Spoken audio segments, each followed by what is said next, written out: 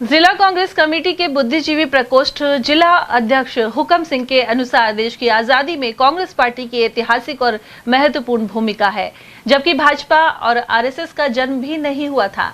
महात्मा गांधी और पंडित जवाहरलाल नेहरू सहित हजारों देशभक्तों ने इसके लिए संघर्ष किया था। वहीं देश की आजादी के बाद इंदिरा गांधी और राजीव गांधी ने भी शहादत दी, लेकिन दूसरी ओर भाजपा और आरएसएस की नीतियों से भारत को लगातार खतरा बना हुआ है। लोकतंत्र को कमजोर किया जा रहा है और वोट चोरी इसका उदाहरण है। बुद्धिजीवी प्रकोष्ठ जिलाध्यक्ष ने लगभग हर क्षेत्र में विदेशी दखल के आरोप भी लगाए। उन्होंने कहा कि ऐसे में राहुल गांधी कांग्रेस के साथियों के साथ संघर्ष कर रहे हैं। वहीं आने वाले समय में भाजपा को जनता सबक सिखाएगी। सब देश की आज़ादी में जिस तरह से महात्मा गांधी, पंडित नेहरू का योगदान था, उसके बाद राष्ट्र को आगे बढ़ाने और उसको विकसित करने और देश को मजबूत करने के लिए देश के दो प्रधानमंत्री इंदिरा गांधी, राजीव गांधी ने शहादत दी।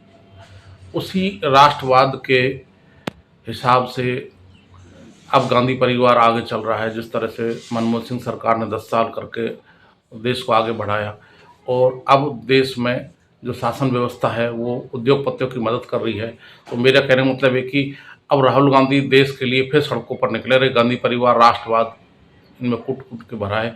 अब क्या कहना चाहेंगे आप? देखिए, फैज अहमद फैज महान शायर हुए। उन्होंने कहा था, जिस शान से कोई मक्तल को गया, जिस शान से कोई मक्तल को गया वह शान सलामत रहती है। इस जान की कोई बात नहीं, ये जान तो आनी जानी है।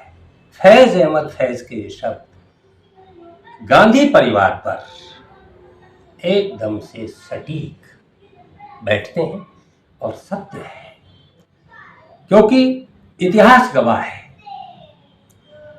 मैं कई बार कह चुका हूं कि जिस पार्टी का लगभग 150 साल का इतिहास, 28 दिसंबर 1885 में कांग्रेस की स्थापना हुई और 15 अगस्त 1947 को देश आजाद हुआ। आज ही मैं अखबार में पढ़ रहा था कि वो आरएसएस अपना शताब्दी 100वां वो मना रहा है। 1925 में उसकी स्थापना हुई, है ना, और भारतीय राष्ट्रीय कांग्रेस की 1885 में हुई। तो 150 साल का जो इतिहास, उसमें महात्मा गांधी और नेहरू जी और तत्कालीन कांग्रेस पार्टी की जितने भी नेता थे, वो सबका योगदान भारत के स्वतंत्रता संग्राम में है। 1919 में महात्मा गांधी आए, असहयोग आंदोलन से लेकर के और भारत छोड़ो आंदोलन तक, उसके बीच में असहयोग आंदोलन, सबने अवज्ञा आंदोलन, भारत छोड़ो आंदोलन, वो नमक तोड़ो कानून, ये सारे महात्मा गांधी ने नेतृत्व किया कांग्रेस का, और उनके साथ तमाम कांग्रेस की लीडर से देश को आजादी में अपना प्राण, तन, मन, धन सब गंवाया। उसका परिणाम था कि 15 अगस्त 1947 को देश आजाद हुआ। लेकिन मैं ये बात इसलिए कह रहा हूं कि उस समय बीजेपी थी नहीं। जब बीजेपी नहीं थी तो उसकी विचारधारा ही नहीं थी, तो पार्टी का कोई नेता वहां काम ही नहीं कर रहा था,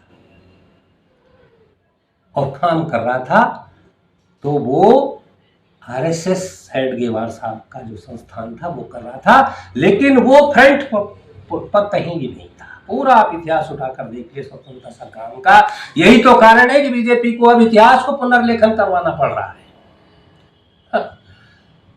भाई, इतिहास का पुनर्लेखन बीजेपी करा रही है, और बहुत सारे, अभी मैंने वहां बोला था शिक्षक सम्मेलन में, वो कालीबाई चैप्टर को हटा दिया। कालीबाई भील थी जिसके नाम से स्कूटी वितरण हो रहा है आदिवासियों में, उस चैप्टर को पाठ्यक्रम से हटा दिया। सावित्रीबाई फुले को हटा दिया, जबकि वो देश की प्रथम शिक्षिका थी। तो ऐसे करना ये बिल्कुल गलत है। महात्मा गांधी के बाद जवाहरलाल नेहरू ने 1947 में सत्ता को संभाला और 64 तक वो प्रधानमंत्री रहे, और 64 से 66 तक लाल बहादुर जी रहे, और 66 से फिर Shrimati iron lady of Bharat Indira Gandhi का समय रहा। इंदिरा गांधी जग जाहिर है कि उन्होंने जिस तरह से देश को बढ़ाया, 71 का युद्ध, 1000 पाकिस्तानियों को सरेंडर कराना, 1 लाख पाकिस्तानी सैनिकों को सरेंडर कराना है, एक मिसाल है। और उस वो पाकिस्तान के 2 टुकड़े, जिसको आज बांग्लादेश के नाम से हम जानते हैं, 2 टुकड़े कर दिए। क्या ये कम बात है? यह क्या राष्ट्रभक्ति की कम मिसाल है?